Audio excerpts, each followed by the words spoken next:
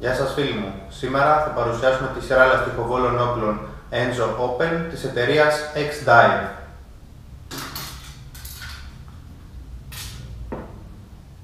Η σειρά περιλαμβάνει 5 μήκη στα 60, 72, 85, 95 και 105 εκατοστά.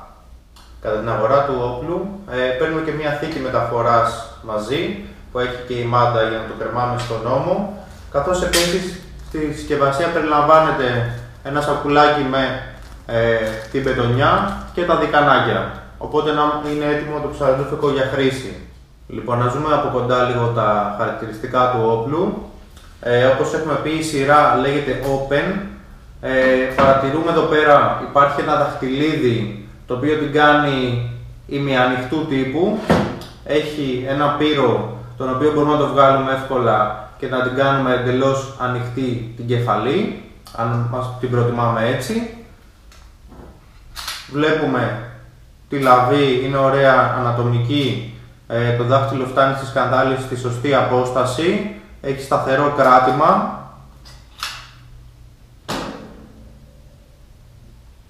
Εδώ παρατηρούμε σε ένα έτοιμο στημένο όπλο το σκοινί, το οποίο περνάει από κάτω. Εδώ βλέπουμε έχει δύο φτεράκια και δεν ενοχλεί κατά το όπλισμα. Βλέπουμε την σκηνοπιάστρα μας, η οποία αν πατήσω απελευθερώνει πολύ εύκολα. Υπάρχει φυσικά ασφάλεια εδώ πέρα, άμα την χρησιμοποιώ, η οποία γυρνάει από κάτω, εδώ. Τώρα δεν ρίχνει, τώρα ρίχνει. Επίσης, ο μηχανισμός της σκανδάλης είναι ανοξίδωτος, βαρέως τύπου για να πάρει και δεύτερο λάστιχο. Η ίδια η σκανδάλη είναι μεταλλική. Παρατηρούμε το τακουνάκι είναι λίγο πιο κάτω από την ευθεία του όπλου για να μην εμποδίζει στην σκόπευση. Βγάζοντας τη βέργα θα δούμε ότι υπάρχει οδηγός σε όλο το μήκος.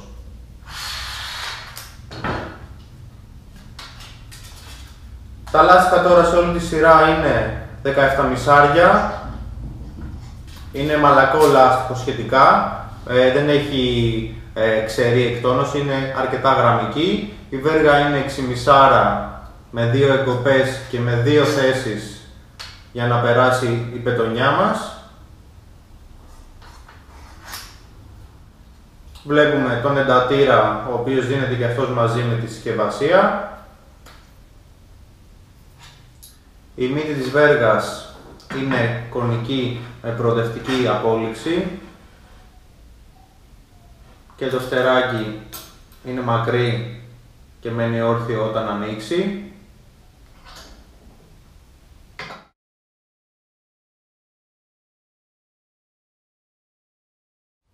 Λοιπόν, είδαμε τη σειρά λαστιχοβόλων όπλων Enzo Open της εταιρείας X-Dive.